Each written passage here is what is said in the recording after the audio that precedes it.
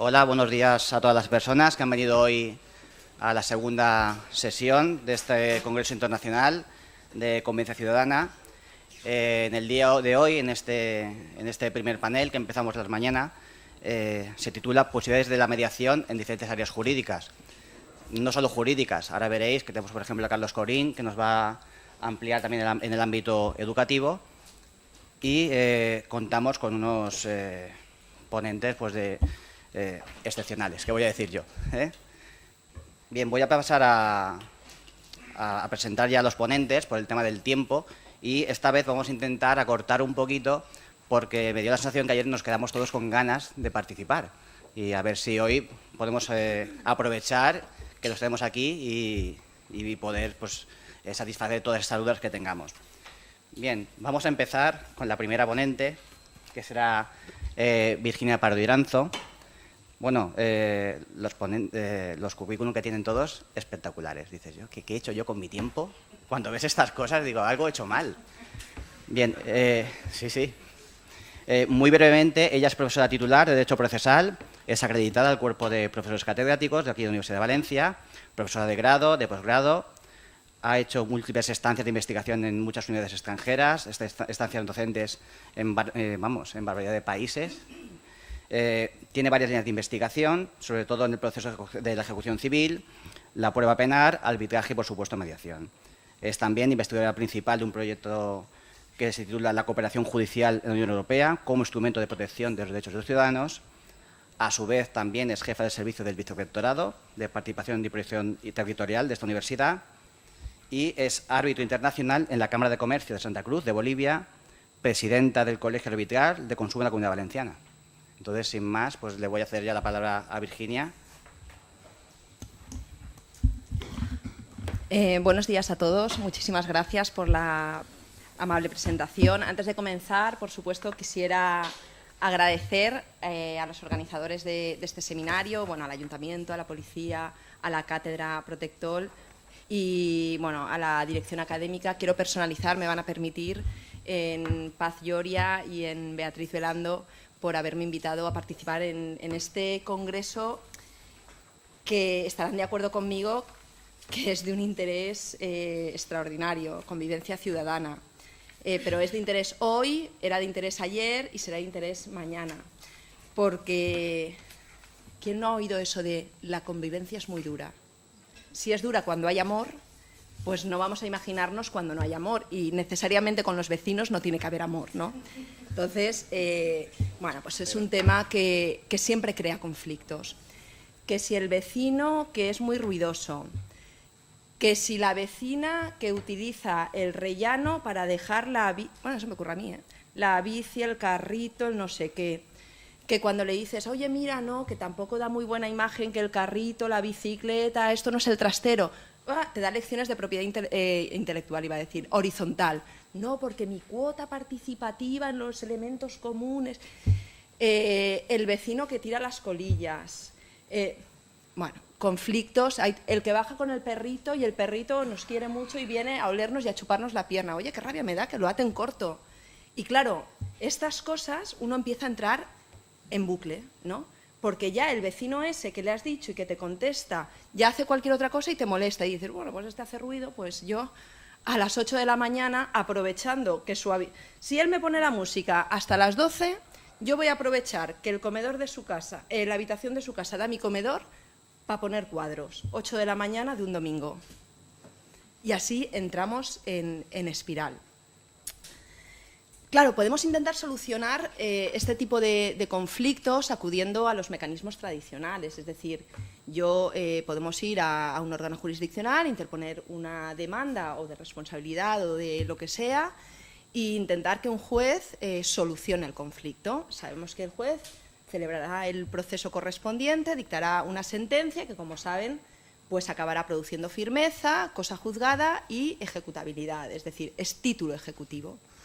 Pero claro, quizá en este tipo de relaciones estos mecanismos de solución de conflictos heterocompositivos, es decir, en las que hay dos partes enfrentadas y un tercero, que es el juez, que resuelve e impone la solución no es consensuada, el juez resuelve y nos lo impone y tenemos obligación de cumplirlo, pues quizás en este tipo de conflictos eso no sea la forma más adecuada de solucionarlo. ¿Por qué? Pues porque yo voy a seguir viendo al vecino y lo voy a seguir viendo tal y como está la situación económica ahora por los siglos de los siglos. Es decir, es que no me voy a poder cambiar de casa. Entonces, imaginemos esa pareja de ancianitos de por aquí cerca que tienen la mala suerte que le alquila el piso de al lado a un estudiante. Hombre, pues las formas de vida de unos ancianos de 80 años y me oye mi padre me mata, pero bueno, de unos ancianos de 80 años y de un estudiante pues que todos los días se pone la música alta, etcétera, son distintos. Pero claro, si yo voy a un juez que me impone la solución, bueno, primero denunciaré a la policía, que venga, que no sé qué, pero eso no me lo va a solucionar. Quizá los mecanismos más adecuados sea que las partes intenten llegar a un acuerdo que sea lo más conveniente de ellas. El ejemplo que ponía de los ancianitos y del estudiante es sacado de un libro. En Estados Unidos funciona muy bien la mediación vecinal, en concreto en el estado de San Francisco, y en un caso similar a este, pues llegaron al acuerdo que entre semana el estudiante oía música, toda la que quería, con auriculares, y a cambio los fines de semana los ancianos que tenían una casa en el campo pues se iban y podía a pasar el fin de semana fuera, y podía así el estudiante pues hacer sus fiestas y las cosas que hacen la gente de 20 años. Bueno, pues quizá este mecanismo de solución de conflicto es mucho más adecuado porque las partes alcanzan la solución. Es verdad que van a tener que hacer cesiones mutuas, es verdad que ninguno se va a salir totalmente con la suya, pero también es cierto que evitamos que haya vencedores y perdedores. Y también es cierto que cuando uno llega a un acuerdo es mucho más fácil que lo cumpla. ¿Por qué? Porque aunque ha tenido que ceder un poco, pero es un acuerdo que le es satisfactorio, porque si no puede no llegarlo. Es decir, en la mediación uno puede intentarla y no llegar a un acuerdo. Entonces, es mucho más fácil de cumplir. Quizá este mecanismo en obligaciones de tracto sucesivo, en obligaciones que se prolongan en el tiempo, es un mecanismo de solución mucho más adecuado. Dentro de estos mecanismos autocompositivos tenemos la mediación, pero existen otras cosas, otros mecanismos de solución de conflictos autocompositivos que no son mediación. Y creo que es necesario, y ayer lo decía la compañera que estuvo en la mesa, hablar de conceptos. Y es muy importante, sobre todo porque de lo que yo les voy a hablar es del valor que tiene ese acuerdo de mediación. Y el valor que tiene, que luego les voy a comentar, es distinto si hablamos de mediación, de la de verdad, de si hablamos de otra cosa. La mediación está regulada en la Ley 5/2012, que como saben, ya se dijo ayer, es transposición de una directiva europea. Transposición muy larga, nos habían iniciado un procedimiento por incumplimiento en el Tribunal de Justicia y ya, pues lo que pasa a España incumple, y cuando te amenazan desde Europa dices, ahora la hago deprisa y corriendo. Entonces, bueno, pues tiene muchas ventajas y alguna cosa que yo creo que es criticable. Pero bueno, en general creo que tiene dos cosas muy buenas esta ley. Antes de la ley de 2012 ya existía la mediación en España, había normativa de las comunidades autónomas que regulaban la mediación. Pero frente a toda esta normativa tiene dos ventajas la ley que les acabo de citar. En primer lugar, que es la primera ley que con carácter y vocación general regula la mediación en España. Y en segundo lugar, y esto es sumamente importante, crea un título ejecutivo. Es decir, el resultado de la mediación es título ejecutivo. Ahora les explicaré qué significa esto. Esto es sumamente importante. Las otras leyes no lo habían hecho, porque, entre otras cosas, las comunidades autónomas no tienen competencia en materia procesal, no podían hacerlo. Pero claro, el crear un título ejecutivo da un impulso extraordinario a la mediación. ¿Por qué? Porque yo sé que si voy a la mediación no estoy perdiendo el tiempo, o el cumplimiento del acuerdo de mediación no depende de la voluntad de las partes, no depende de que el otro quiera cumplirlo, sino que si no lo cumple, yo lo puedo ejecutar como una sentencia. Tiene el valor de sentencia. Claro, si tiene el mismo valor de sentencia, yo libremente decido, no estoy perdiendo el tiempo. Si creo que es posible, intento la mediación. Si creo que no es posible, me voy al proceso o al arbitraje o a otro mecanismo de solución de conflictos. Pero claro, esta condición de título ejecutivo es en los casos de verdadera mediación, de la mediación de la Ley 5/2012. En otros casos no. Y la mediación es de asuntos civiles y mercantiles. Por tanto, lo de mediación penal que hablábamos ayer no entraría dentro de esto. La mediación de la que hablábamos ayer sí es un sistema quizá de reparar a la víctima, pero no es un sistema alternativo de solución de conflictos. Estamos hablando de otra cosa. O sea, lo llamaremos mediación si queremos, pero es otra cosa distinta.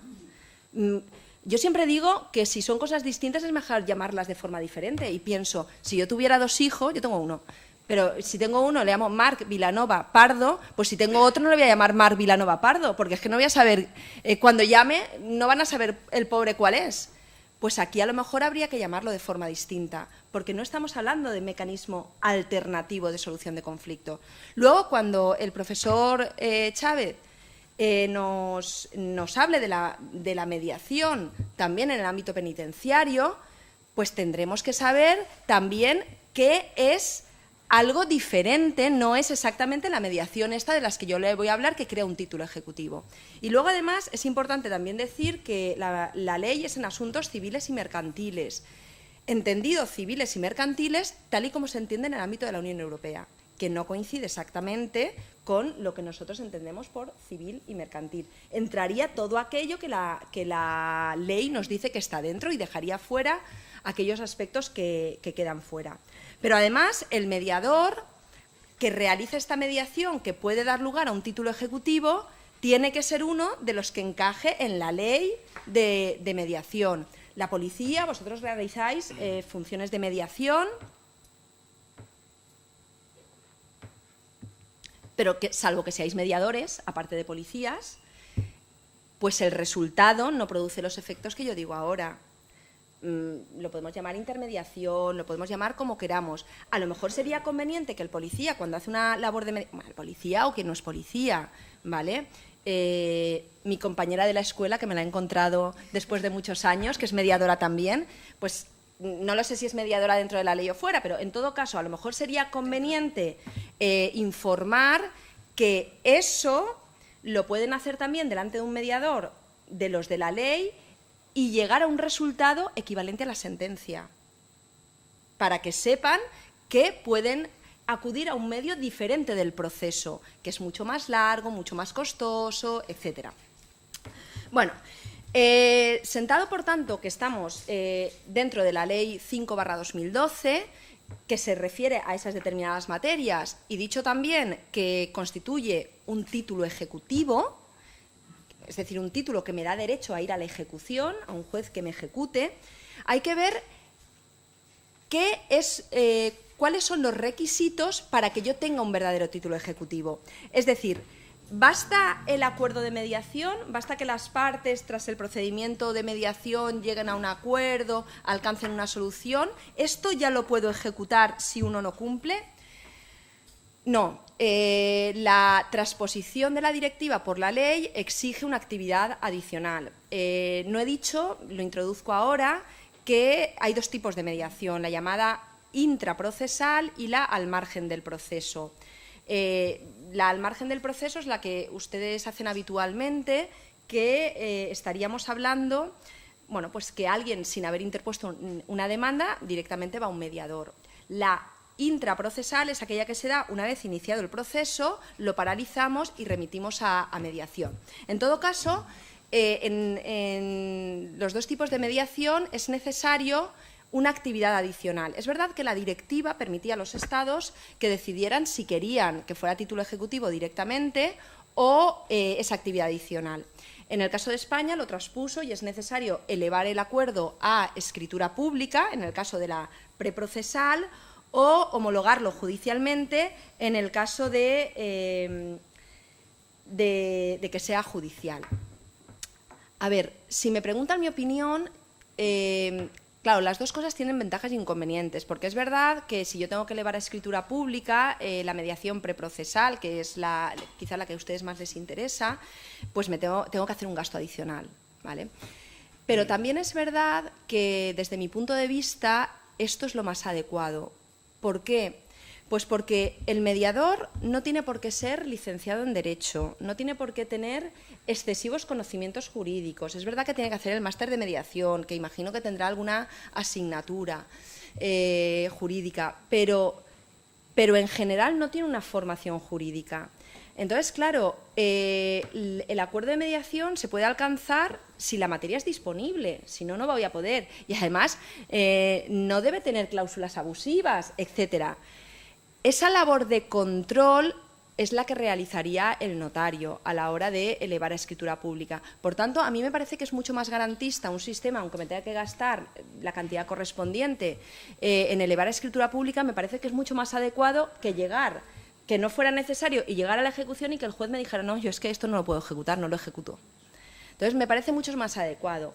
Y además, me parece mucho más adecuado porque los títulos ejecutivos tienen que tener las suficientes garantías. Estamos hablando que es un título que me permite ir al proceso de ejecución. El proceso de ejecución, para los que no son juristas, se despacha inaudita aparte. Es decir, a mí me despachan ejecución y no se le notifica al demandado.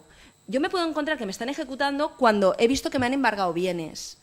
Entonces, claro, para hacer eso, yo tengo que tener un título en garantía, o sea, con las suficientes garantías. Y a mí me parece que es mucho más garantista un título que haya sido o bien elevado a escritura pública con la revisión que realiza el notario, o bien homologado judicialmente.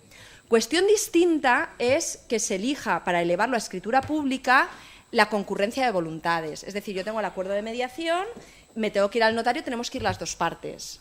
Porque, claro, al exigirse la voluntad de las dos partes, se deja a la voluntad de una de ellas el configurar un título ejecutivo.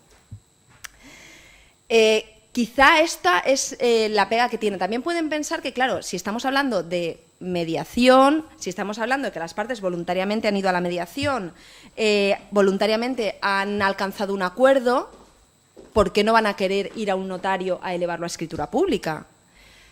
Es lo lógico.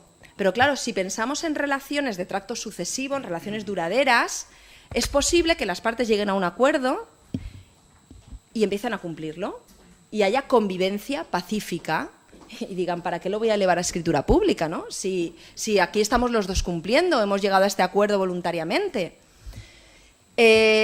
Y a los 3 años uno empieza a incumplir.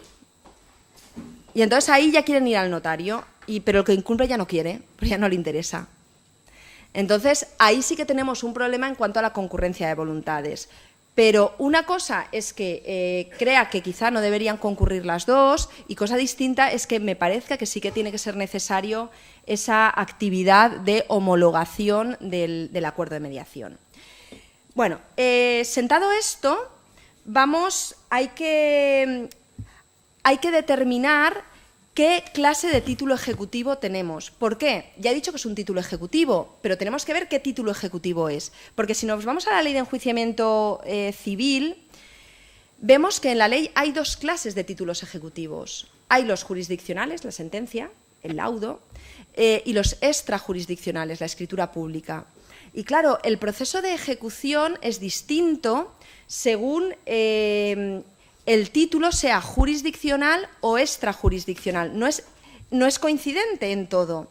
Por ejemplo, cuando se trata de un título extrajurisdiccional, de una escritura notarial, únicamente pueden contener esta clase de títulos, artículo 520 de la Ley de Enjuiciamiento Civil, obligaciones dinerarias de cuantía superior a 300 euros.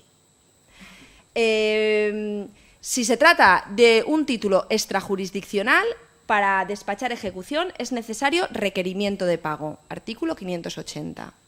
La oposición a la ejecución, las causas de oposición no son coincidentes. El control a la hora de despachar ejecución no es exactamente igual.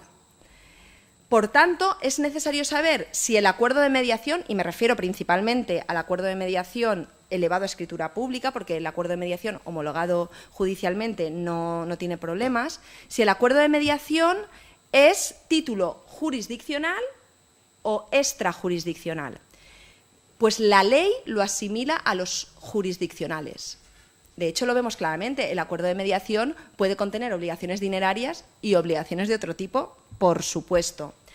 Pero claro, homologar un acuerdo de mediación elevado a escritura pública, hacerlo similar a la sentencia, pues nos lleva a muchos problemas interpretativos de la ley de enjuiciamiento civil. Porque, evidentemente, un acuerdo de mediación elevado a escritura pública es algo distinto a una sentencia. O sea, estamos ante un procedimiento heterocompositivo y ante uno autocompositivo.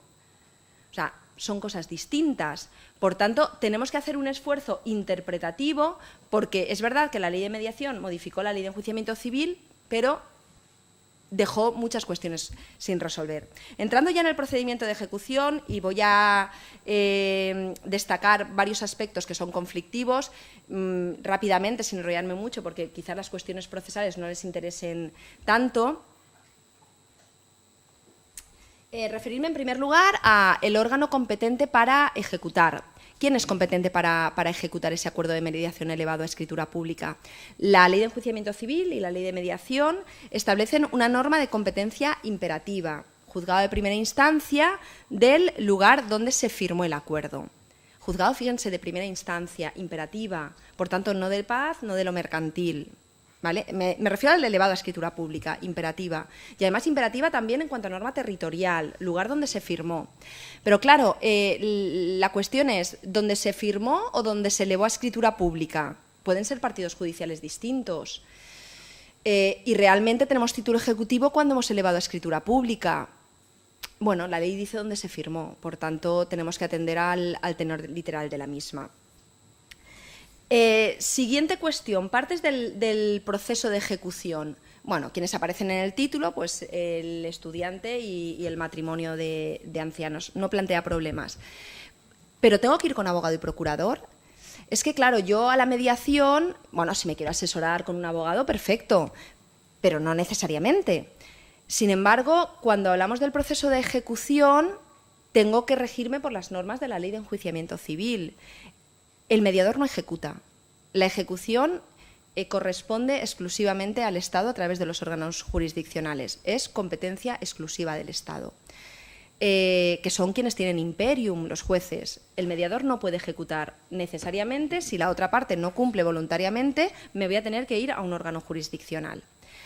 Aquí sí que se planteó mucha duda respecto del arbitraje, porque la ley de arbitraje de 2003 no lo resolvía, pero se aprovechó la ley de mediación para interponer una norma expresa que resolviera esta cuestión. Actualmente, para la ejecución de acuerdos de mediación de cuantía superior a 2.000 euros, es necesario abogado y procurador. Otras cuestiones que plantea el proceso de ejecución son las relativas a los plazos de espera y de caducidad. No sé si saben que para poder ejecutar yo estoy sujeta a una serie de plazos. En primer lugar, a un plazo de espera. Yo me tengo que esperar 20 días, ahora diré desde cuándo, para poder solicitar el despacho de la ejecución, y tengo que solicitar la ejecución dentro del plazo de 5 años. Porque si no, caduca la acción ejecutiva. Pues estos plazos que aparecen de manera más o menos clara cuando se trata de una sentencia o cuando se trata de un título extrajurisdiccional, tenemos que interpretarlos cuando estamos hablando de un acuerdo de mediación elevado a escritura pública, porque claro, me lo equipara a los jurisdiccionales, pero es una cosa totalmente distinta. Si empiezo por el artículo 548, que establece el plazo de espera. Yo con lentillas no leo de cerca, voy a ver si me alejo esto. No te preocupes. Dice el 548, no se despachará ejecución de resoluciones procesales, arbitrales o acuerdos de mediación dentro de los 20 días posteriores a aquel en que la resolución de condena sea firme o la resolución de aprobación del convenio o firma del acuerdo haya sido notificada al ejecutado. Firma del acuerdo haya sido notificada al ejecutado. Los acuerdos de mediación no se notifican. O sea, yo estoy intentando buscar cuál es el dies a quo del cómputo del plazo, el día que inicia, pero es que los acuerdos de mediación no se notifican. Es decir, vamos, firmamos y nos lo dan. No hay notificación. Por tanto, tendremos que buscar otro momento para empezar a computar el plazo en el que yo puedo solicitar la ejecución. Y aquí se trataría de ver si es desde el momento de la firma o desde el momento en que lo elevo a escritura pública.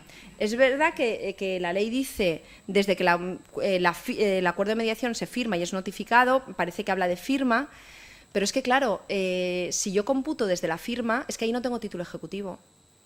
Por tanto, el plazo de 20 días tendrá que empezar a contar cuando yo tengo título ejecutivo, ¿vale? Y algo similar ocurre cuando hablo del plazo de caducidad del artículo 518. Yo solo puedo solicitar la ejecución porque si no caduca, sí, voy a terminar ya. Ah, vale, creía que ya me pasabas los 5 minutos. Vale. De todas formas, termino rápidamente.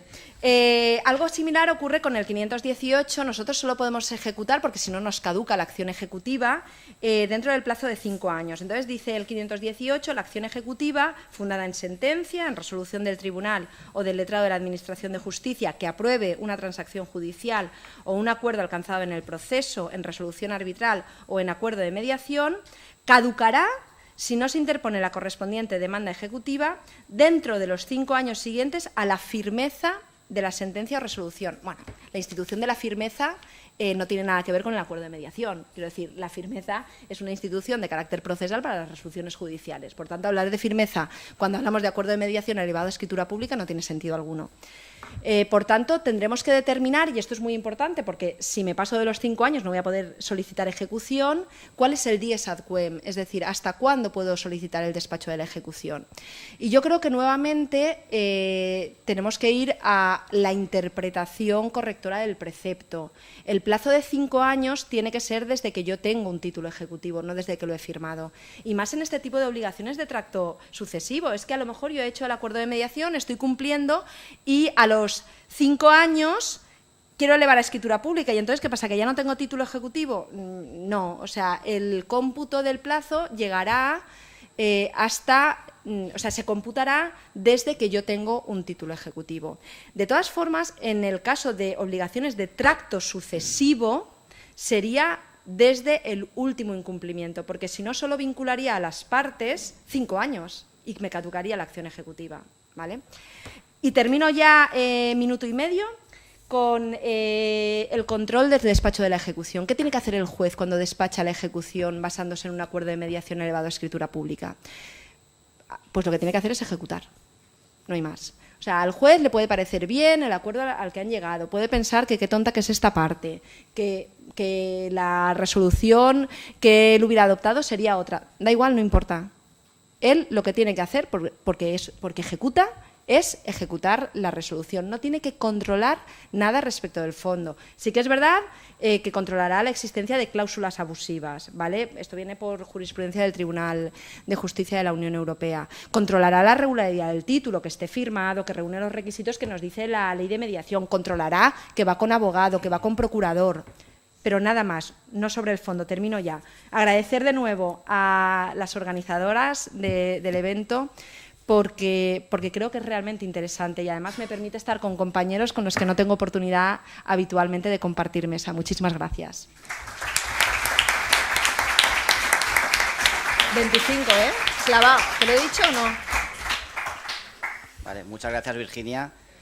Bueno, ha clavado el tiempo, ¿eh? ¿Te lo he dicho? Me lo has dicho, impresionante. No se fiaba de mí. No me fiaba, pero sí, doy fe, ¿eh? La verdad es que ha sido muy detallado lo que nos ha explicado sobre el proceso de ejecución. ¿Y dónde era lo que habías comentado antes, Virginia, del caso de Estados Unidos? ¿Era Estados Unidos? San Francisco. Pues mira, aquí a 50 metros, los compañeros del Marítimo creo que han hecho unas 20 mediaciones de tema de jóvenes, estudiantes, o sea, no hace falta irse a San Francisco. Pisos turísticos, que está ahora muy en boga ese tema. Sí, después. Pero con fuerza ejecutiva. No. Por eso ahora, no. Por eso ahora, lo digo porque me están mirando los compañeros diciendo, yo quiero, luego. Con fuerza. Ahora hablamos eso. ¿Visto cómo estamos calentando ya el ambiente? Ya lo sabía yo. Bien, ahora voy a presentar a la siguiente ponente, que es Sonia Rodríguez Llamas, es profesora doctora de aquí también de la Universidad de Valencia. Tiene múltiples trabajos de investigación, artículos, publicaciones, conferencias, congresos. Es una referencia también en este ámbito. Y voy a simplemente nombrar un par de todas las que tiene, las que yo creo que son no más destacables, sino por la temática en concreto que estamos tratando.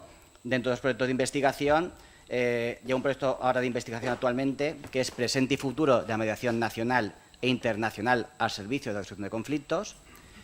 De igual forma, ha hecho muchas publicaciones destacando por la temática, insisto, la mediación familiar en España, fundamento, concepto y modelos jurídicos, o también las relaciones en el proceso judicial y mediación familiar. Pues nada, sin más, os paso ya con Sonia. Gracias, Sonia. Hola, buenos días. Bueno, pues muy bien. Mis primeras palabras en esta intervención, yo estoy muy contenta hoy de estar aquí porque a mí siempre que se trata de hablar de mediación me parece una buena idea, siempre. Bueno, siempre tampoco, ¿no? Pero principalmente siempre me parece una buena idea. En ese sentido, bueno, pues agradezco a Paz Lloria y a Beatriz Velando que, bueno, pues contarán conmigo para participar en este congreso en el que para mí es importante por eso, porque hago algo que me gusta, que es hablar de una de mis líneas de investigación, que es la mediación familiar. Para mí es un tema importante, pero a nivel personal también es ciertamente romántico. Es mi tema de tesis doctoral y es como, los que hemos hecho la tesis lo sabemos, es como un hijo más, a veces gemelos, incluso trillizos. Y bueno, nos acompañan siempre en nuestra carrera profesional, ¿no? Entonces, siempre, aunque los odias a veces, siempre los tratas con muchísimo cariño, ¿no? Y entonces, siempre que tengo la posibilidad de hablar de mediación, en este caso de mediación familiar, y de compartirla y de divulgarla y que podamos trabajar por y para ella, pues me parece un buen momento, ¿no? Por eso estoy contenta de estar aquí. Y además estoy contenta también, como me acaba de decir Virginia, de compartir esta mesa con otros compañeros de la casa, de fuera de la casa, bueno, de la universidad quiero decir, y escuchar lo que tienen que decir otros profesionales sobre la mediación. Yo creo que la enriquece.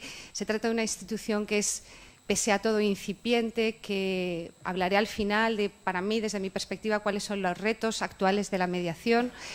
Y creo que hemos hecho mucho, pero nos queda muchísimo por hacer. Entonces, estos foros, como digo, me parecen que son el lugar, uno de ellos, hay muchísimos, uno de ellos para bueno, pues tirarla para adelante y que en algún momento, cuando hablemos de mediación, todos sepamos de qué estamos hablando. Bueno, pues empiezo ya para no... Esto, ahora, yo empiezo mis 25 ahora, esto no formaba parte. Sí, sí, sí. Y además con el precedente de Virginia yo estoy un poco... No soy tan germánica. Bueno, en cualquier caso, cuando me plantean que hablemos de la mediación familiar dentro de este contexto, ¿no? de cara a hacer o se plantea la ordenanza de mediación en convivencia ciudadana, yo me planteo qué puede aportar mi intervención o cómo puedo ayudar aquí, ¿no? Entonces, yo he decidido dividir esta intervención en dos partes. Una que cuenta o que doy cuenta de cuál es el estado de la mediación familiar en estos momentos en España y al final una segunda parte en la que, bueno, pues sobre esa realidad vemos qué queda por hacer o qué podemos hacer o hacia dónde podríamos seguir trabajando, ¿no? En esta tarea de la mediación. No me voy a detener mucho en leyes ni en preceptos. Sí que creo que es importante, un poco coincido con Virginia en que por lo menos debemos conocer lo que está legislado para saber cuándo los procesos de mediación, aunque para mí, yo no coincido en una de las cosas que ha dicho ella, bueno, no es que no coincida, pero yo puntualizaría que la mediación es un sistema, yo no diría tanto alternativo como complementario a la resolución de conflictos. Yo creo que eso es algo que la mediación no deja de ser una forma de afrontar el conflicto desde una perspectiva distinta, ¿no? Desde la posibilidad de crear redes y afrontarlo, el conflicto y su solución en su caso desde el diálogo, y por tanto también me llamaba la atención lo de inaudita parte. Lo conozco, lo sé, soy jurista, pero ejecutar un acuerdo de mediación inaudita parte a mí me chirría. Que es así, que las leyes son así, lo entiendo, pero si estamos estableciendo vías de diálogo, ¿cómo vamos a ejecutar algo sin ni siquiera decírselo a la otra parte, ¿no? No sé, yo lo dejo ahí. En cualquier caso, la mediación está regulada a nivel europeo, está muy consolidada. Tenemos la Directiva Europea que nos obliga a todos los Estados de la Unión a legislar. España lo hace tarde, no solo España, 7 países más estaban apercibidos, que siempre ponemos a España ahí como los que no cumplimos, pero junto con otros. Y en España se da la paradoja de que, bueno, la paradoja no, la situación, la realidad de que cuando se dicta la ley estatal de mediación, que es una ley marco, una ley de mínimos, en cierta medida, convive con todas las legislaciones que hasta ese momento las distintas comunidades autónomas habían ido dictando en materia de mediación familiar. Desde el año 2001, en España, bueno, ya en el 98 el Código Familiar de Cataluña habla por primera vez de mediación, pero es en el 2001 cuando se dicta la primera ley de mediación en España, que es la ley de la Comunidad Autónoma Catalana. Luego empieza Galicia, Comunidad Valenciana, y a partir de ahí, en cascada, todas las comunidades autónomas empiezan a regular el ámbito concreto de la mediación familiar. ¿Cómo estamos hoy en esa situación? Bueno, pues yo creo que la tendencia actual, desde un punto de vista legislativo, es que las leyes de las comunidades autónomas, que la ley estatal dice que se deben respetar, porque ese trabajo se está haciendo en ese concreto sector, están cambiando y se están modificando. Ya tenemos comunidades autónomas que incluso han legislado por segunda vez en materia de mediación. ¿Y en qué sentido? Siempre en el mismo sentido, principalmente en el mismo sentido, ampliando el ámbito de conflictos mediables. Es decir, lo que inicialmente se circunscribía puramente al punto de vista de conseguir un convenio regulador, nulidad, separación y divorcio, o incluso alguna modificación de medidas, se va ampliando, se va expandiendo para afectar, por ejemplo, la ley valenciana, siempre la poníamos de ejemplo, en ese sentido en el que hablaba de conflicto en el seno de la familia, con lo cual abarcaba el conflicto intergeneracional, abarcaba muchos más conflictos o el de problemas sucesorios, o sea, muchos más conflictos que el estrictamente de proceso de familia que entendemos nosotros, de crisis familiar, de convenio regulador, de modificación de medidas o de ejecución de los acuerdos que se hubieran adoptado. También lo hace, como digo, la ley de la Comunidad Autónoma Cántabra, habla de cualquier materia que sea de libre disposición de las partes, por lo tanto, amplía el ámbito objetivo de la ley. Y luego, más recientemente, por ejemplo, a mí me llamó la atención y me gusta la ley de mediación de Castilla-La Mancha, en la medida en que habla, fijaos, es una ley relativamente reciente, de 2015, integra en una única norma distintos ámbitos de mediación, sobre todo la mediación social y la mediación familiar. Y se concibe cada vez como algo que funciona y que va a abarcar aspectos más amplios. De hecho, os he transcrito partes del artículo 3 que hablan de mediación o conflictos mediables, ámbito de la mediación social y familiar, y incluye a la comunidad escolar, conflictos en el ámbito sanitario, conflictos entre los responsables de instituciones públicas, entidades sociales y personas usuarias de las mismas, conflictos existentes entre la víctima y el menor infractor. Vemos cómo, desde un punto de vista legislativo, las distintas comunidades autónomas apuestan por que la mediación sea un instrumento que cada vez puede aplicarse a mayor número de conflictos. En ese sentido, También el borrador del anteproyecto de ley de mediación familiar de la Comunidad Valenciana un poco va también en esa línea, ¿no? Ya vamos a sustituir el epígrafe tradicional de ley de mediación familiar y hablamos de mediación social o de mediación. Esto es lo que dice, pero esto es un borrador que ya veremos un poco en qué queda, pero un poco es la línea, ¿no? La línea de la política legislativa en las distintas comunidades autónomas en España va un poco hacia ahí. Yo creo que eso es importante, que eso es un avance y que eso lo tenemos que, bueno, celebrar. Y luego también quería llamar la atención sobre la ley de la Comunidad Autónoma Vasca, no de mediación familiar. En este caso es la ley que regula, bueno, la conocida como ley de custodia compartida, ¿vale? Esta ley hace guiños a la mediación constantemente, pero lo que me parece más importante es que, bueno, habla de la posibilidad de mediar siempre, por supuesto, en temas de familia, en los contratos prematrimoniales, en los convenios reguladores, que se establezca la obligación de las partes de acudir en primer lugar a la mediación antes de judicializar el conflicto, o en las distintas modificaciones que se puedan producir en relación con las cuestiones que se han resuelto a través de los convenios. Bueno, pues en el capítulo 3, el artículo 6 lo dedica solo a la mediación y es una ley, como digo, de custodia compartida. Y en este artículo 3 nos habla de, o da la posibilidad que el juez, de manera obligatoria, remita a las partes a una sesión, a la sesión informativa de mediación o sesión de premediación, como le queramos llamar, ¿no?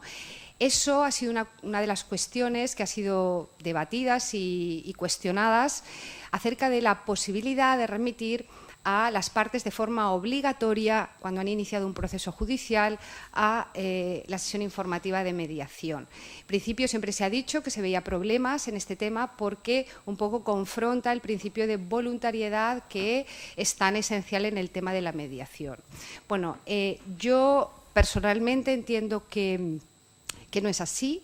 O sea, que la sesión de premediación o sesión informativa es una sesión en la que el mediador convoca a las partes para informarles acerca de que tienen una posibilidad distinta que estar en el juzgado, que sea un tercero el que les imponga la solución, que ellas mismas, a través de la ayuda del mediador, que les explicará quién es, cuál es su papel, cuál es su función, qué es la mediación, cuáles son las reglas del procedimiento, la eficacia ejecutiva del acuerdo que puedan alcanzar, que pueden estar asesorados por un abogado, porque esa no es su función. Bueno, todo lo que conocemos que forma la sesión informativa, y una vez que acaba esa sesión informativa, la ley vasca se preocupa de decirlo para que no se le tiraran ahí al cuello, y es finalizada la sesión informativa, las partes decidirán si se someten o no a un proceso de mediación. Y si no se someten, ya está. O sea, nadie dice quién ha sido el que no ha querido someterse ni por qué motivos. Por lo tanto, a través de esta vía se puede impulsar por lo menos la difusión y el conocimiento de la mediación, no solo a los propios mediables o ciudadanos, sino a los propios profesionales, incluso en el ámbito del derecho, en los que desconocen, incluso los jueces desconocen de la existencia de esta herramienta que puede, bueno, pues un poco servir como vía de solución de conflictos. Y eso en cuanto a al ámbito legislativo. Yo diría que, bueno, apertura en cuanto al ámbito objetivo e incluso la aventura de posibilitar la sesión informativa o de viabilizar el carácter obligatorio de esta sesión informativa por parte del juez. En el ámbito ya no tanto legislativo, sino más judicial, yo creo que también se han hecho muchos avances. Hay un apoyo decidido del Consejo General del Poder Judicial a la mediación, no tanto como el que nos gustaría, pero sí que es un apoyo importante. Se identifica como la mediación como una de las vías de la modernización de la justicia, es decir, la justicia moderna es una justicia en la que se prevé el sistema de multipuertas, en el que aparece también la mediación como una herramienta importante para solucionar los conflictos. Y lo que se pretende desde el Consejo General, hay una vocalía que se dedica especialmente a esto, pues consolidar la mediación intrajudicial como sistema de resolución de conflictos. Claro, ellos hablan de la mediación intrajudicial, que es un poco de la que ellos conocen. El Consejo General del Poder Judicial final trata más de la mediación intrajudicial.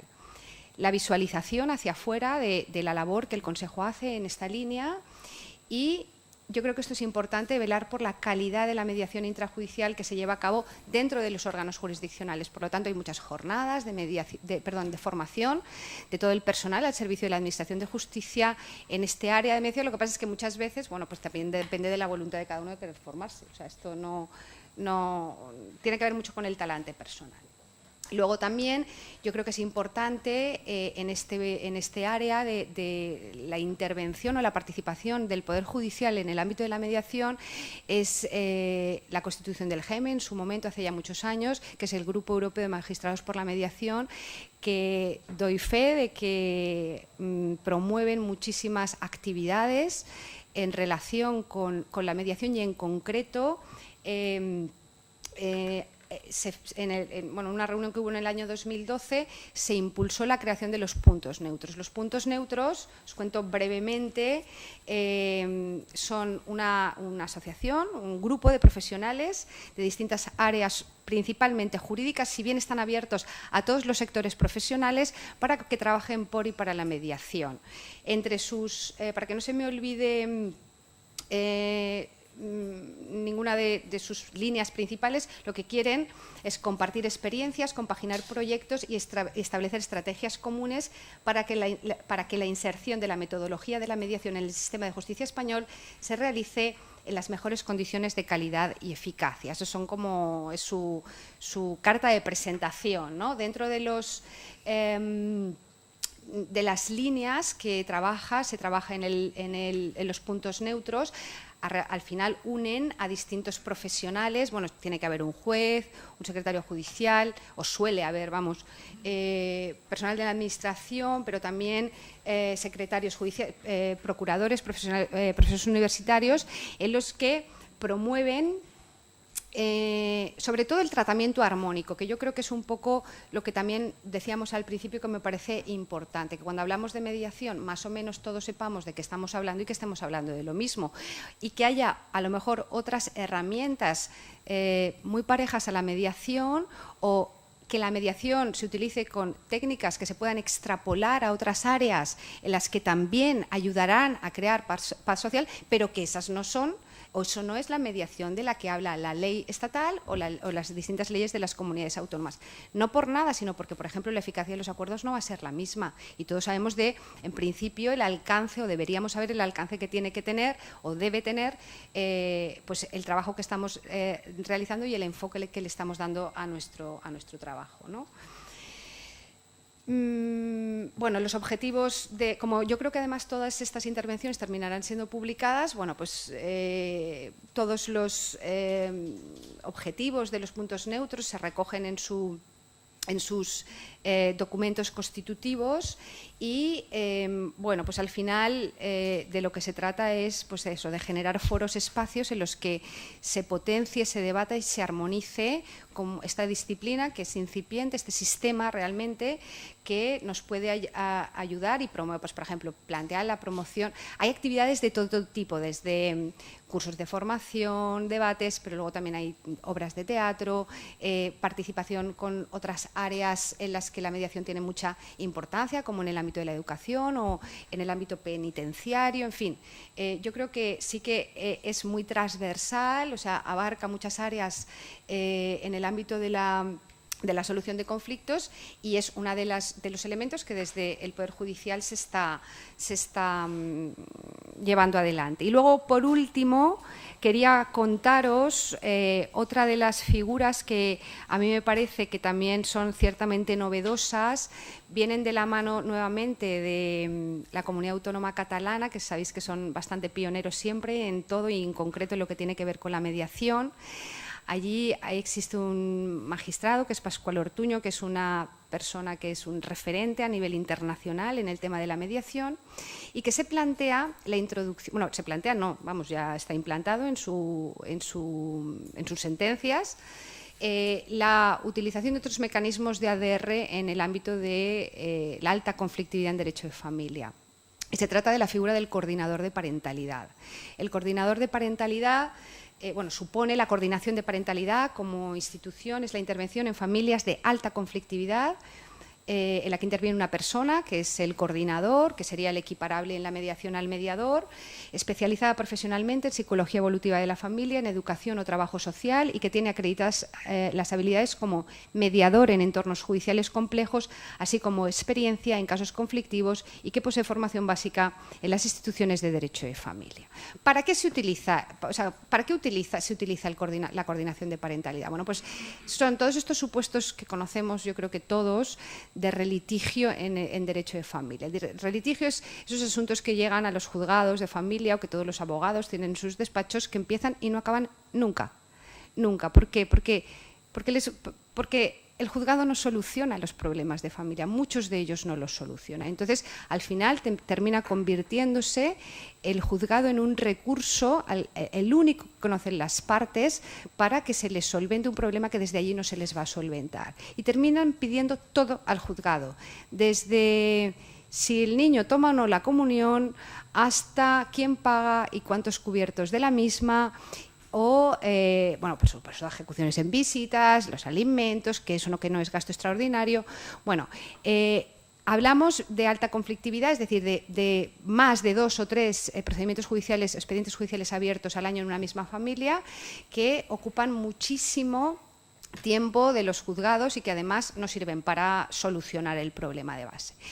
Entonces, se inserta esta figura de coordinación de parentalidad que lo que trata es de implantar adecuadamente el plan de parentalidad. El plan de parentalidad en Cataluña es como el convenio regulador aquí, ¿no? Entonces, que las partes sean capaces de, con la asistencia de este tercero, que va a llevar a cabo, que va a utilizar herramientas de la mediación, instrumentos de la mediación, con ciertas peculiaridades como, pues, por ejemplo, en este caso sí que está muy claro que puede proponer soluciones, cosa que es cuestionable más en la mediación, si el mediador al final, a través de su neutralidad, puede o no proponer. Bueno, eso en función de las distintas escuelas sabemos que las opiniones son muy, muy diversas, pero bueno, en cualquier caso yo creo que se trata de un elemento novedoso, sí que está aplicado exclusivamente cuando hay hijos menores, cuando se trata de alta conflictividad y sobre todo, y a mí lo que me parece más importante o muy importante respecto a esta nueva figura es el carácter educativo que tiene, pero porque la mediación lo tiene como carácter educativo y bueno, preventivo. En esos casos preventivo a mí me parece un poco aventurado, porque cuando ya estás en ese bucle es un poco complicado decir que esto, pero bueno, también, ¿no? Por lo menos, de donde se tira para atraer esta figura y para implantar esta figura, que la traemos de Estados Unidos, es de las políticas de coparentalidad positiva en la Unión Europea. Sabemos que ya no hablamos de coparentalidad solo, sino de coparentalidad positiva. ¿Qué ejemplo dan los padres a los hijos cuando se comunican entre ellos a través del juzgado, ¿no? Y cuando, con suerte, es en la vía civil, pero muchas veces es en la vía penal. Entonces, eso no es bueno para los hijos. Esa cultura, esa forma de resolver los conflictos no es la adecuada y ellos lo están aprendiendo, de forma que se entiende que si se comunican y se educa en ese tipo de habilidades parentales, va a redundar indudablemente en beneficio no solo de los padres, sino también de esos menores, que es a los que intenta proteger la norma, ¿no? Bueno, pues dicho esto, bueno, hay proyectos piloto en Cataluña y fuera de Cataluña también, las funciones, educadora, coordinador. Bueno, una cosa importante del coordinador de coparentalidad es que trabaja coordinado con distintos agentes que intervienen que pueden intervenir en la conflictología familiar. Vale. Y son, pues desde los maestros en el colegio, los médicos o los pediatras de los centros de salud, es decir, todos van a dar un poco, trabajar colaborativamente para intentar que esa familia salga de ese bucle, de esa espiral, siempre con técnicas que tienen que ver con la resolución alternativa de litigios. Bueno, pues voy a ir finalizando. Acabamos un poco con esta primera parte, que es un poco cómo están las cosas a nivel judicial y a nivel legislativo y qué queda por hacer. Pues yo lo resumo brevemente. Y para mí son dos... Bueno, hay muchas cosas por hacer, ¿no? Pero si hay que elegir alguna, yo elijo estas dos. Primero, la visibilización de la mediación. Pese a lo que hemos dicho, de toda la legislación que hay, pese a todo y pese a que considero que en el área de la mediación de la familia, de la mediación familiar, son unos absolutos privilegiados en el tema de la solución alternativa de conflictos, porque es la cuna o es de su origen y está especialmente indicado, queda muchísimo por hacer. Se han publicado encuestas, se han publicado estudios de la eficacia práctica de la mediación. Bueno, vale, muy bien, esto está muy bien, pero luego, ¿qué pasa, no? ¿Cuántas mediaciones se hacen? Aparte de que los datos no son muy dispares en función de quién los recoja, que yo también creo que eso sería importante reconducirlo, se hace muy poca mediación en España, muy poca. Y por tanto, ¿y por qué? Porque no se conoce. Porque pese a todo sigue sin conocerse. Por lo tanto, debemos seguir insistiendo en su divulgación. Y por otro lado, la otra línea que yo creo que es importante es el tema de lo que tiene que ver con la formación y profesionalización de la mediación familiar, en este caso, que es la que yo trabajo. Tenemos una ley que es una ley que habla de la formación, pero que convive con las leyes de las comunidades autónomas que forman o que tienen una normativa en formación que es muy dispar. Y entonces no se ha cuidado cosas como, por ejemplo, el hecho de que no se pueda controlar si los profesores que imparten mediación tienen experiencia práctica en mediación. Eso, en principio, pues yo creo que es mejorable. O, por ejemplo, que no se tenga en cuenta, y con esto sí que acabo, que quizá para ser un mediador hace falta tener, lo hablábamos antes de empezar esta mesa, haya que tener unas cualidades intrínsecas, personales e innatas. Yo puedo aprenderme las leyes de mediación, pero a lo mejor no soy un buen mediador. Y eso me lo tiene que decir la persona que me está formando, porque puedo servir en esta cultura de la paz desde otro sitio, pero no desde ahí. Y yo creo que eso sigue siendo importante y que hoy por hoy no se recoge en todas las normas que tenemos en el ámbito de la mediación familiar. Bueno, pues con esto sí que he acabado. Espero no haberme extendido demasiado. Muchas gracias.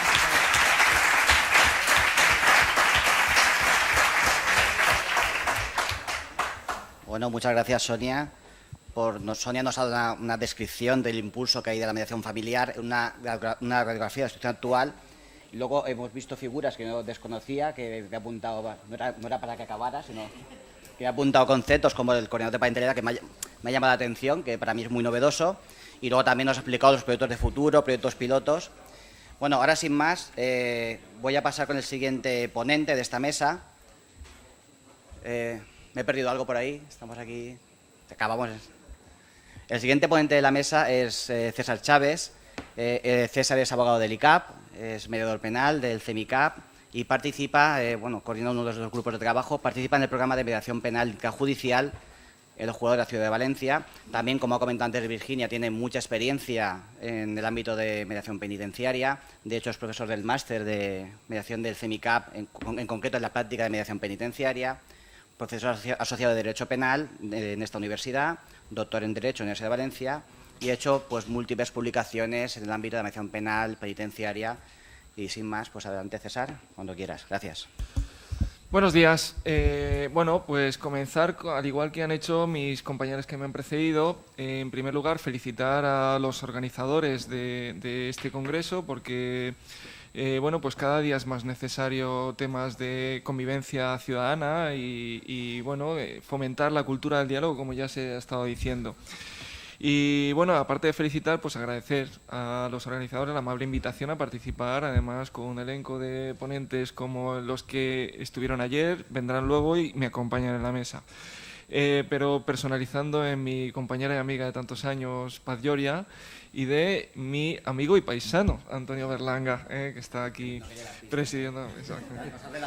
Sí. Yo ahora les voy a hablar del programa de mediación penal intrajudicial de los juzgados de la Ciudad de Valencia. Intrajudicial en su origen porque se acaba de hacer extensible a la fase de ejecución de sentencia y le voy a contar cómo funciona, pero luego voy a hacer unas consideraciones. Espero no pasarme del tiempo porque si no, Carlos Caurín, que me acompaña, es el último en intervenir, les aseguro que es una persona a la que vale la pena escuchar. Bien, tenemos un programa de mediación penal intrajudicial que empezó más o menos marzo-abril de 2014 como digo, acaba de hacerse extensible a la fase de ejecución de sentencia y que, bueno, pues me voy a ahorrar casi por brevedad en el tiempo todos los antecedentes, las primeras experiencias, todas las idas y venidas al Consejo General del Poder Judicial, pero bueno, se inicia en, como digo, marzo-abril más o menos de 2014. Y desde entonces estamos con este programa, que por cierto, Amparo Peris, que está presente y que intervino ayer, pues forma parte de este programa desde el inicio, además en mi grupo.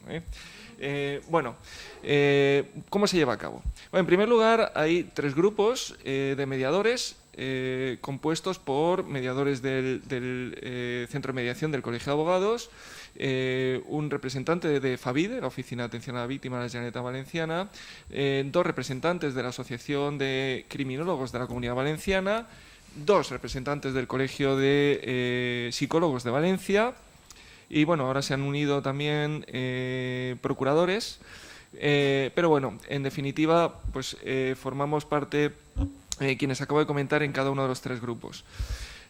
Hay un personal administrativo que es el que se encarga de recibir los asuntos derivados. Ahora hablaré de cómo se derivan, qué tipos de delitos y en qué fases, y lo que va distribuyendo a cada uno de los grupos, donde en cada grupo hay un coordinador que es el que deriva a los distintos compañeros y aquellos eligen o hacer mediación individual o hacer comediación. Bien, ¿quién deriva estos asuntos? ¿En qué fase? ¿Cómo se puede solicitar? Bueno, pues esto lo voy a explicar muy brevemente. Ahora, en primer lugar, hay un catálogo de delitos. Estoy hablando de este programa de mediación penal intrajudicial, como digo, que es el título, aunque acabo de decir también que se ha hecho extensible a la fase de ejecución de sentencia de los juzgados de la ciudad de Valencia. Entonces, única y exclusivamente. Entonces, se pueden derivar delitos leves, lógicamente antes del juicio, diligencias urgentes, diligencias previas y ya transformado incluso en procedimiento abreviado e incluso en el que ya hay apertura de juicio oral con el juicio para el juzgado de lo penal señalado o audiencia provincial, en su caso. Bien, la derivación puede ser por solicitud de una de las partes, si la otra no se opone, o por la propia derivación del juzgado, aunque ninguna de las partes lo haya propuesto, siempre respetando el principio de voluntariedad, que ninguna de las partes se oponga. Cuando lo hace el juzgado sin que ninguna de las partes se le haya solicitado es porque considera que puede ser un asunto mediable y entonces lo dirige a este programa. ¿Quién hace esa derivación y esa valoración? Bueno, el secretario judicial, ahora llamados letrados de la Administración de Justicia. ¿Por qué? Porque no debe hacerlo el juez por si acaso no llega a cabo con éxito la mediación para evitar cualquier tipo de contaminación. Entonces, bueno, pues como digo, es la figura ahora del letrado de la Administración de Justicia ante el secretario judicial quien hace esta valoración y lo deriva. Hay un catálogo de delitos que solo pueden ser esta tipología la que puede derivarse a este programa de mediación penal. Son delitos de lesiones, delitos contra la libertad, no contra la libertad sexual, contra detenciones ilegales, amenazas y coacciones, delitos contra el honor, delitos contra la intimidad, delitos contra las relaciones familiares y también delitos contra la integridad moral. Tanto delitos como delitos leves, claro. Fuera de este catálogo de delitos, pues no se pueden... y delitos contra el patrimonio, perdón, que se me iba a olvidar, y es de los que más tenemos. Bien, fuera de estos tipos de delitos no se puede derivar, al menos a este programa. Luego diré, en el caso de ser juzgados fuera de la ciudad de Valencia o ser algún delito fuera de este catálogo, cómo se podría llevar a cabo la mediación, que también es posible. Bien, bueno, pues una vez se encuentra en esta tipología delictiva, bueno, pues se derivan a los mediadores. Lógicamente, como estamos hablando de un programa de mediación en su origen, mediación penal intrajudicial, es porque ya está judicializado. Ustedes ya saben que con la reforma de 2015, de Código Penal de 2015,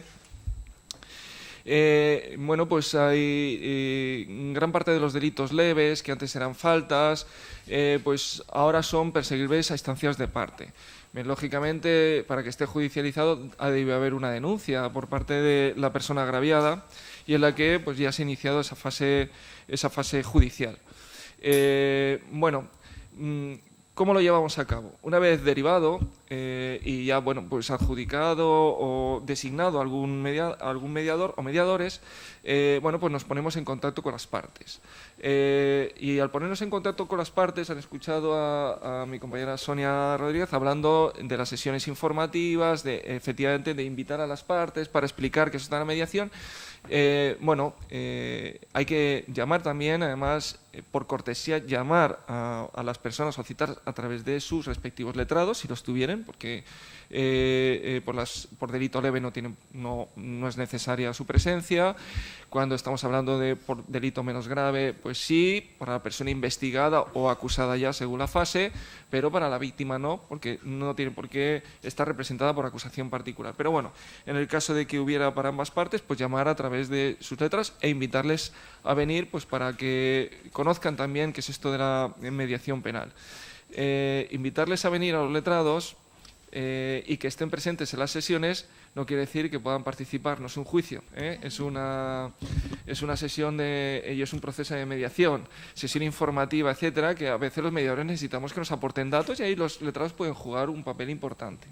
Y luego, finalmente, como comentaré, en el momento de la redacción del acuerdo.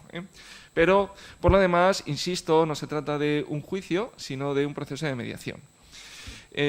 Bueno, nosotros no difiere en cuanto a otros tipos de mediaciones como lo llevamos a cabo. La sesión informativa, luego pues hay un modelo de aceptación, lógicamente dar el consentimiento para aceptar este proceso de mediación y luego también un acta de acuerdo, si finalmente se llega allí.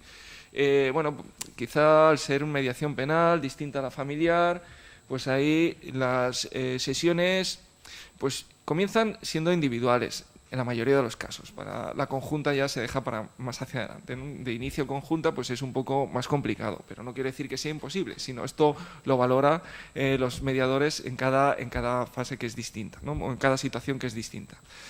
Bien, nosotros cuando llegamos a buen puerto la mediación y se firma un acuerdo, este acuerdo en el que se reflejan determinadas manifestaciones de las partes, incluso si se deriva una responsabilidad civil, la modulación de esta, la forma de pago, etcétera.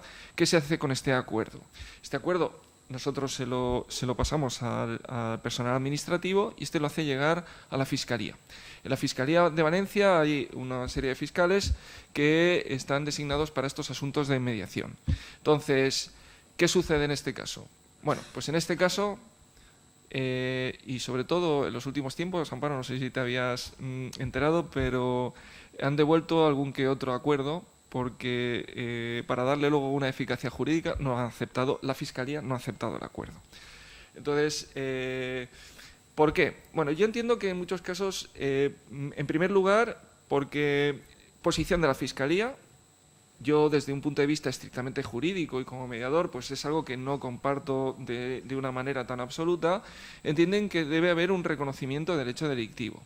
Bien, esto trae causa posiblemente de lo que dice, o de la interpretación que se hace de lo que dice la Directiva 29/2012 o el propio Estatuto de la Víctima, que hablan, en la mediación, en concreto la Directiva del artículo 12, que el infractor tendrá que haber reconocido los elementos fácticos básicos del hecho.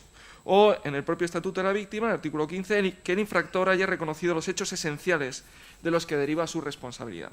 Bueno, nosotros pensemos que hay asuntos que son más objetivables desde esta posición. Pensemos en, no sé, alguien golpea con una botella a una persona en la cabeza y le hace una brecha, pues, hombre, que necesita no sé cuántos puntos de sutura. Pues bueno, esto es posiblemente más objetivable que, por ejemplo, delitos contra el patrimonio que traen causa de una relación contractual. Entre que el ilícito civil y el ilícito penal hay una delgada línea, y que por ello puede haber una responsabilidad, pero no tiene por qué ser una responsabilidad penal, al menos en mi opinión, y luego, si quieren, podemos entrar un poquito más en esto a la hora de, si quieren, hacer algún tipo de pregunta o comentario. Pero bueno, en todo caso, buscan realmente un reconocimiento de un hecho delictivo. Bien, ¿cuáles son las consecuencias en el momento en que se acepta por parte de la Fiscalía el acuerdo que han firmado las partes? Los abogados, cuando en algún asunto queremos llegar a una sentencia de conformidad, somos nosotros los que vamos de cara al fiscal. Aquí al revés. Aquí es fiscales encargados de este tema de mediación quienes llaman a los abogados que estuvieran personados en la causa para proponerles, para hacerles una propuesta. La propuesta, siendo la Fiscalía, pues una sentencia condenatoria. Esto cae por su propio peso. Entonces, pues una sentencia condenatoria. Bien, bueno, aunque no necesariamente. Yo también ahora acabo de ser también un poco temerario. Piensen que hay delitos que opera el perdón del ofendido como causa de extinción de la responsabilidad criminal. Delitos leves, todos como cláusula general, todos aquellos que necesitan denuncia de la persona agraviada para su persecución, opera el perdón del ofendido. Delitos contra intimidad, opera el perdón del ofendido. Delitos contra honor, etcétera. Es decir, aquellos que opera el perdón del ofendido, si se otorgase el perdón, obviamente no podría haber una sentencia condenatoria por esta causa de exención de responsabilidad, o de extinción, mejor dicho, de la responsabilidad criminal. Bien, en aquellos casos que no opera el perdón del ofendido, bueno, pues se propone por parte de la Fiscalía una sentencia con una reducción de la pena si se ha satisfecho la responsabilidad civil, porque ahora hablaré de esta cuestión, porque se aprecia como muy cualificada la atenuante de reparación del daño, en concreto la quinta del artículo 21, como muy cualificada. Al ser como muy cualificada, la pena se puede degradar en 1 o 2 grados, se puede rebajar en 1 o 2 grados. Bien, pero ¿por qué digo según como esté redactado el acuerdo respecto de la satisfacción de la responsabilidad civil? Si es un acuerdo de satisfacerla de manera aplazada, no se oponen a considerar atenuante, pero no como muy cualificada. ¿Por qué? Porque, claro, la sentencia ya contempla la pena, sentencia firme, pasa al juzgado de ejecutoria y se deja de incumplir, se incumple el pago de la responsabilidad civil. Bueno, pero ya se ha contemplado la atenuante como muy cualificada reparación del daño y la pena ya se ha degradado. Bueno, estando una procesalista como Virginia Pardo, pues no me voy a meter en jardines, pero la intangibilidad de la firmeza de las resoluciones judiciales, la pena ya no se puede tocar. Entonces, o son en plazos muy cortos, o si no, son reticentes a aplicarla como muy cualificada, cuando el pago de la responsabilidad civil se pacta aplazado. Bien, en ese caso, además de la graduación de la pena, pues bueno, ahí puede entrar, pactar con la Fiscalía la suspensión de la pena. Además, ustedes sí recuerdan con la reforma de 2015, reforma de Código Penal, perdón, de 2015, pues la suspensión de la pena ya no hay un automatismo de denegación porque tenga un antecedente penal en vigor. En vigor quiere decir que no está cancelado ni es cancelable. En ese momento, claro. Pues no necesariamente. Ya tras la reforma de 2015, con lo cual, pues bueno, puede ser un motivo de acuerdo con el fiscal la suspensión de la pena para evitar el ingreso en prisión. Bien, y esto es básicamente cómo se lleva a cabo este proceso de mediación. Penal intrajudicial, lo he dicho a grandes rasgos porque quiero hacer unas consideraciones y no quiero abusar del tiempo ni abusar de la confianza que tengo con el moderador. En definitiva, bien, ¿por qué digo esto? Bien, nosotros nos encontramos con una situación, han estado escuchando las regulaciones, como mis compañeras de mesa hoy, Virginia Pardo ha expuesto la regulación de 2012 sobre mediación civil y mercantil y Sonia Rodríguez sobre la mediación familiar. Miren, nosotros no tenemos una regulación en mediación penal. Es decir, sí en mediación penal juvenil, donde desde el año 2000 la Ley Penal del Menor contempla los supuestos de mediación y las consecuencias de la mediación. Nosotros no lo tenemos. Pero es más, tenemos una reforma de 2015 que ya te hace, el propio del Código Penal, que ya te hace referencia a la mediación penal.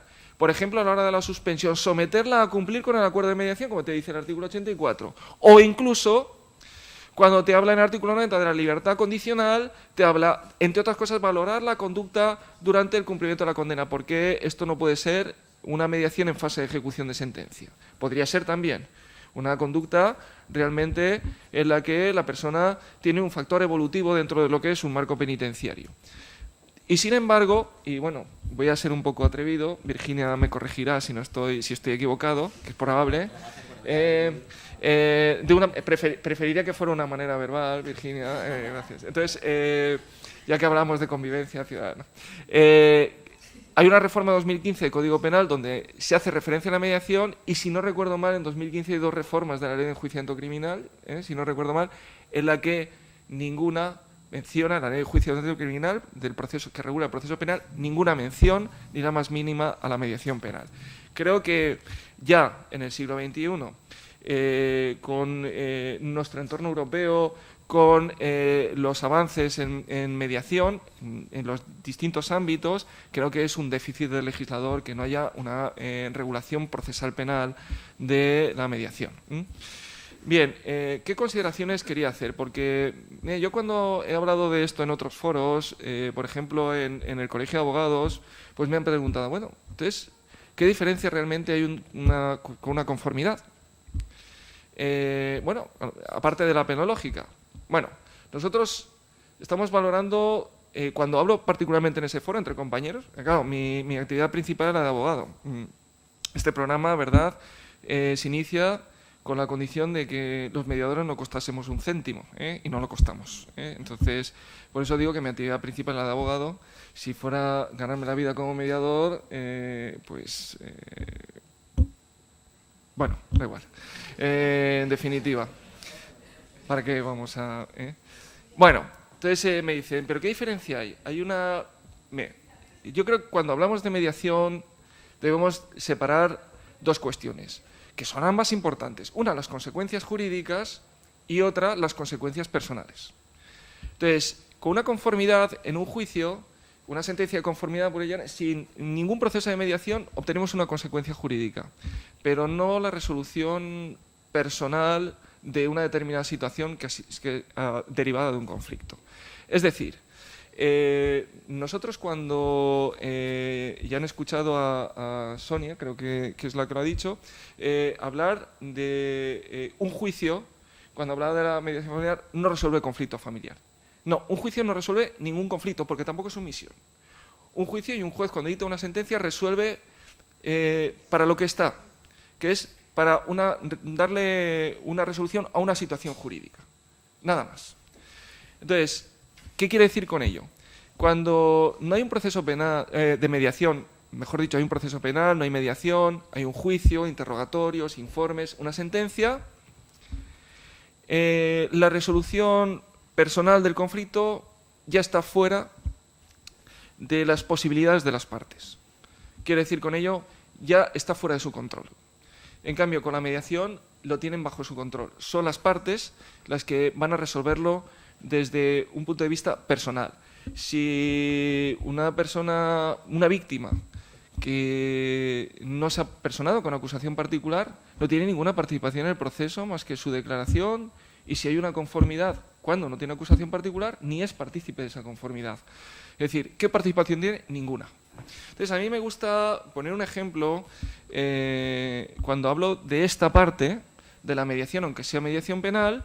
Y bueno, veo aquí a un joven que fue alumno mío el curso pasado en la asignatura de mediación en el grado de criminología, que lo habrá escuchado, que yo todo conflicto creo que es como un poliedro, en el que tiene diferentes caras y cada uno lo ve de una cara diferente. Posiblemente el que fue alumno estará pensando, qué pesado con el poliedro. Bueno, es que me gusta este ejemplo. Entonces, vamos a pensar en una determinada situación concreta. Que, bueno, uno que va por una determinada calle, está viendo y ve, bueno, pues que allí en una casita hay una ventana de aspecto muy frágil, escala, rompe la ventana, entra y, bueno, se asegura que no haya nadie en la vivienda y se lleva pues objetos o dinero en efectivo, pongamos por valor de 1.000 euros. Estamos hablando de un robo con fuerza en el que, bueno, pues la pena así en abstracto es de 1 a 3 años. Y entonces, ahí tenemos una cara del poliedro que dice, yo, de verdad, por lo que he hecho por 1.000 euros, ¿de verdad pretenden que vaya a la cárcel con la que está cayendo? ¿Yo que me he llevado 1.000 euros? Bien, para la víctima estamos en otra cara del poliedro. La víctima seguramente cuando entra en su casa y se ve todo aquello revuelto, dice, justo cuando me había ido y he vuelto, ¿me estarían vigilando? ¿Me seguirán vigilando? ¿Seguiremos en peligro, mi familia y yo? Esta víctima que cada vez que por la noche escuche un ruido se despertará y ya no podrá conciliar el sueño. En ese momento no habrá pena suficiente para satisfacerla. Otra cara del poliedro. Los distintos abogados están cada uno en otra cara del poliedro. Sí, el del victimario pues dirá, sí, hombre, intentaré que no entres en la cárcel, pero pero que salgas absuelto va a ser complicado. Y el abogado de la víctima, que se personó con acusación particular, pues dirá, hombre, sí hay que condenar, pero no le vamos a poder conseguir que le condenen a prisión permanente revisable, que es lo que tú pretendes. El fiscal lo mira por otra cara del poliedro distinta, de una manera mucho más aséptica, y el juez simplemente por otra, porque simplemente tiene que valorar unos hechos, dictar una sentencia y dar una forma jurídica a aquello. Y los mediadores por otra.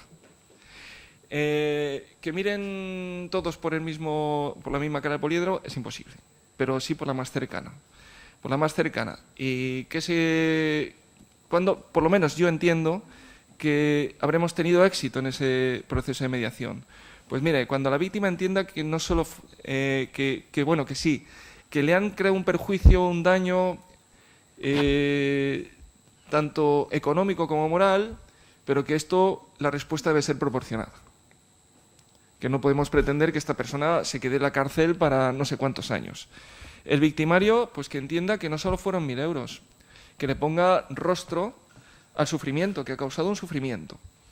Y los distintos abogados que efectivamente no solo se ha resuelto una cuestión jurídica, sino además una cuestión personal. Y entonces, quiero decir, esta es la diferencia entre un proceso penal de mediación y una simple sentencia de conformidad. Al menos para mí, en cuanto a lo que significa y lo que en algunos casos hemos podido conseguir, y Amparo lo sabe, hemos conseguido en algunos asuntos de mediación de este programa de mediación penal intrajudicial del Juzgado de Valencia. Como he dicho, ¿qué pasará cuando no sea un asunto de los propios Juzgados de Valencia o sea de un delito diferente al catálogo de los previstos? Pueden acudir al centro de mediación del Colegio de Abogados de Valencia. Ahí también se designan unos procuradores, que estamos adscritos ahí, y que ahí ni hay limitación en el catálogo de delitos, y aunque sean de juzgados de fuera de la ciudad de Valencia. Yo con ello concluyo como empecé, agradeciendo la amable invitación y felicitando por esta magnífica iniciativa. Muchas gracias.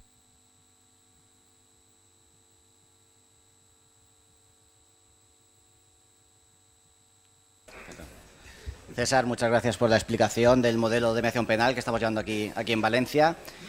Y ahora ya, para acabar esta mesa, vamos a pasar al último ponente, que tengo el placer de presentar, también pues con amistad también personal, y por eso, pues bueno, quiero presentaros, que creo que casi todos, muchos ya lo conocéis, pero bueno, es Carlos Caurín Alonso.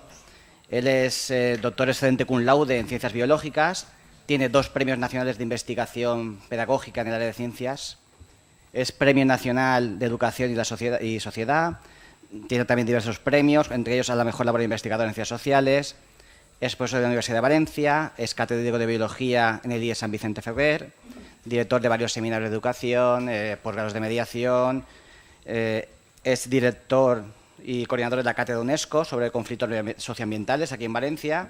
Aparte, tiene una gran experiencia de muchísimos años como mediador escolar, que doy fe, que ha colaborado mucho con nosotros en varios programas con la policía, nos ha formado la policía, así vamos. Y también dirige, ha hecho muchas publicaciones, artículos, y dirige muchos TFMs y algunas tesis doctorales brillantes. Es la mía, a ver si me aprueba. Bueno, Carlos, sin más. Pues muchas gracias. Voy a cambiarme. ¿Tú pones PowerPoint? Sí, voy.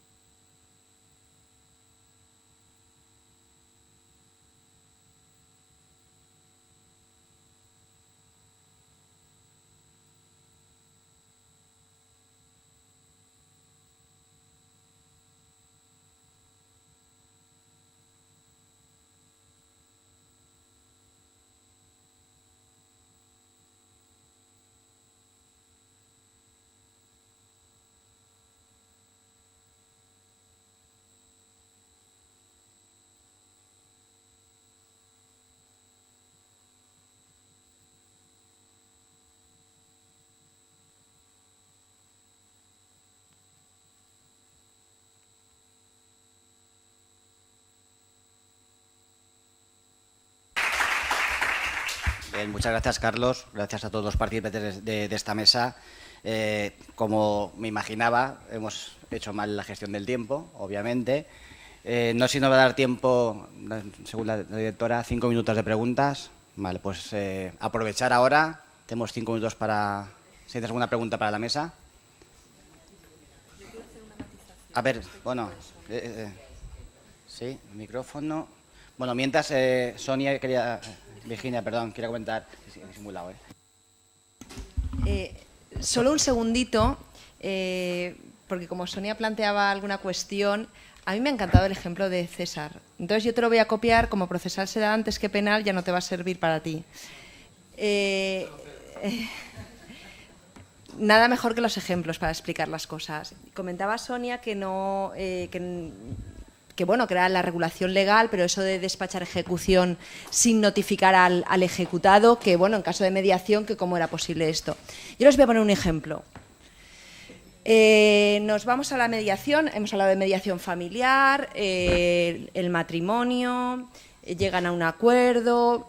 Como con cuestiones de dinero se ve todo más claro, pues pongo cuestión de dinero. Acuerdo de mediación, pago de una determinada cantidad todos los meses... ¿Vale? Acuerdo de mediación, lo elevamos a escritura pública, es título ejecutivo, perfecto. Quien tiene que pasar la pensión, sea el padre o la madre, cumple, y luego pues empieza a dejar de cumplir, ¿no? Evidentemente, si han ido a mediación, pues lo primero que va a hacer la señora o el señor es ir y decirle: oye, tío, pásame, o tía, pásame los 300 euros porque... Y no lo pasa, a los 3 meses se lo pasa, cumple...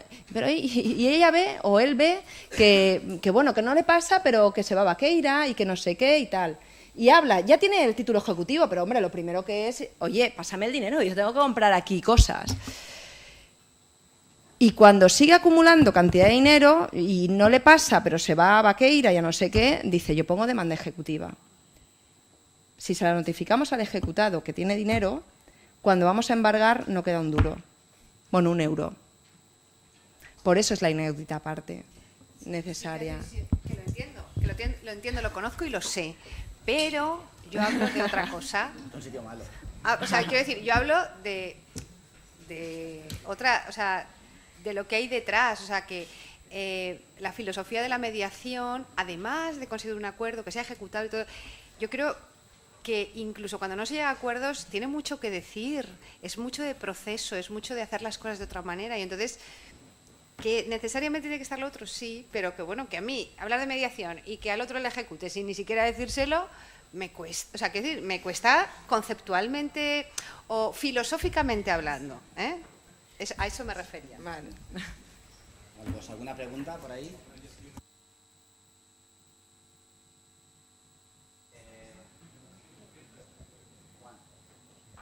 Buenos días, Virginia.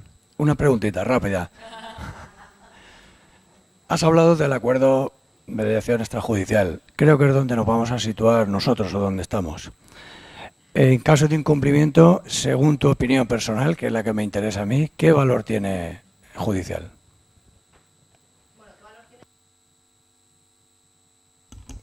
Yo creía que lo procesal no iba a interesar, pero veo que... A ver... Sí, está el intrajudicial y el extrajudicial. Imagino cuando has dicho para nosotros que eres mediador, ¿no? Mediador policial. ¿Has hecho el curso, el máster de mediación para...? Claro, porque yo decía que había que hablar de conceptos, ¿no? De saber muy bien. Entonces, no sé si realizas la mediación dentro de la ley, la que da lugar a un título ejecutivo o no. No. A ver, la que no da lugar a un título ejecutivo, pues no, claro, es un acuerdo privado que no tiene más valor. El problema es la que sí que se hace dentro del marco de la ley, que es un sistema, yo insisto, alternativo de resolución de conflicto, alcanza un título ejecutivo, pero es evidente que no es una sentencia. No produce cosa juzgada porque la cosa juzgada es ajena a la mediación. Pero sí que habría una especie de cosa transigida. Pero el valor sería valor contractual, pero va más allá, porque si yo fuera un proceso, ese acuerdo alcanzado sí serviría y vincularía al juez. Pero yo insisto en que es la realizada conforme a la Ley 5/2012, que es la que le está dando una determinada fuerza. La otra no. La otra labor mediadora no tiene esos efectos, no sería a título ejecutivo, etcétera. Es verdad que no impediría ir a proceso, porque no hay propiamente cosa juzgada, no se ha juzgado nada, nadie ha juzgado. No impediría, pero sí que vincularía el resultado del proceso futuro, haría que el proceso se resolviera en un determinado sentido, en el sentido del acuerdo de mediación. Por eso yo digo que es alternativa, también complementaria, ¿vale? Pero que es alternativa en el sentido de que el acuerdo alcanzado va a vincular. Por supuesto, sí. Bien. La última pregunta, y después de esta pregunta tendremos solo una más, lo siento, no pues por el tema del tiempo. Gracias, Tony. Buenos días. La pregunta es para la doctora Sonia Rodríguez. Mi nombre es José Iborra, soy policía de barrio de Policía Local de Valencia. Usted ha hablado de puntos neutros como un lugar común de reflexión que abarca muchas áreas y es transversal. Mi pregunta es si este think tank, en el intento de que los profesionales promuevan un tratamiento más armónico en su práctica profesional, como usted ha comentado, abarca el reto de la resolución de conflictos que tienen como causa la diversidad cultural. Y esto se lo digo porque yo tengo un colegio con 30 nacionalidades diferentes en las aulas. Gracias. Por supuesto que sí. Toda la mediación, toda la cultura de diálogo tiene cabida en los puntos neutros de promoción de la mediación. Sí, sin ninguna duda. O sea, porque tienen cabida las personas interesadas por la mediación, que llevan adelante que confían en esta herramienta, y entonces esta herramienta en el conflicto que sea con independencia de la heterogeneidad con la que nos podamos encontrar. Sí. De hecho, hay muchísimas iniciativas en ámbitos de mediación intercultural, o sea, no solo la mediación familiar o civil o la legislada, no, la educativa, van mucho más allá. Bueno, pues muchas gracias. Tenemos solamente 10 minutos para el descanso y